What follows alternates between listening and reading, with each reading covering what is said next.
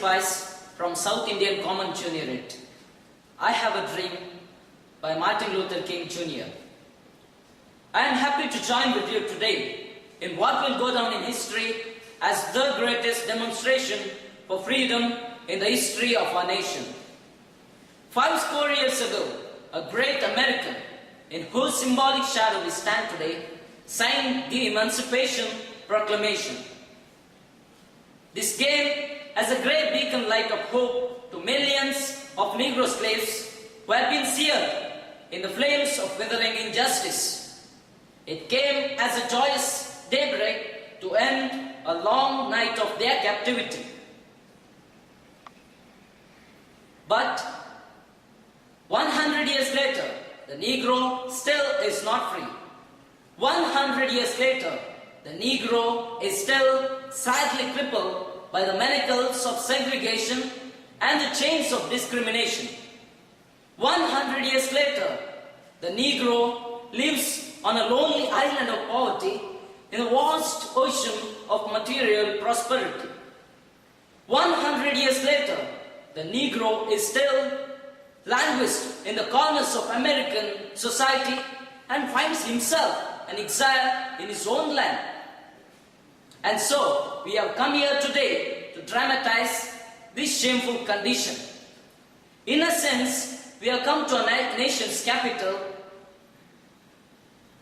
to cash a check. When the architects of our nation,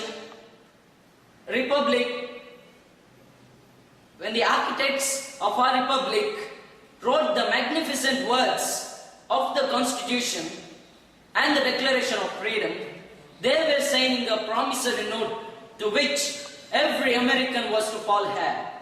This note was a promise that all men, yes, black men as well as white men, would be guaranteed the unalienable rights of life, liberty, and the pursuit of happiness.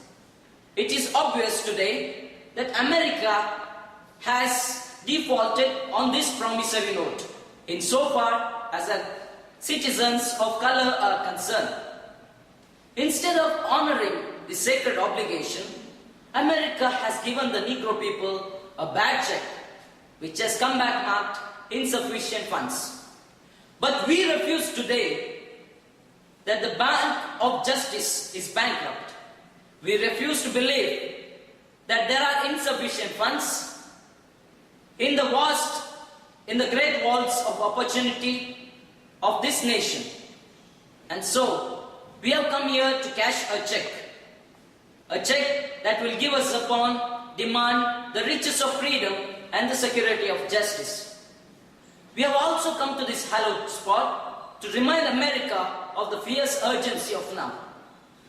This is no time to engage in luxury of cooling off or to take the tranquilizing drug of gradualism.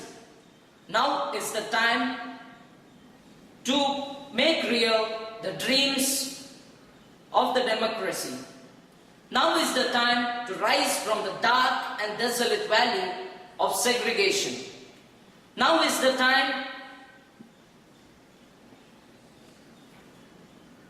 to lift our nation from the quicksands of racial injustice to the solid rock of brotherhood. Now is the time to make justice a reality to all of God's children. It would be fatal for the nation to overlook the urgency of the moment. The sweltering summer of Negroes' legitimate discontent will not pass until there is an invigorating autumn of freedom and equality. 1963 is not an end, but a beginning. And for those who hope that Negro should be blow off steam and now will be content, will have a rude awakening if the nation returns to business as usual.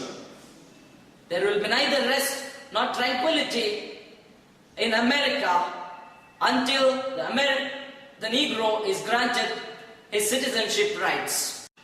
The whirlwinds of revolt will continue to shake the foundations of our nation until the bright day of justice emerges.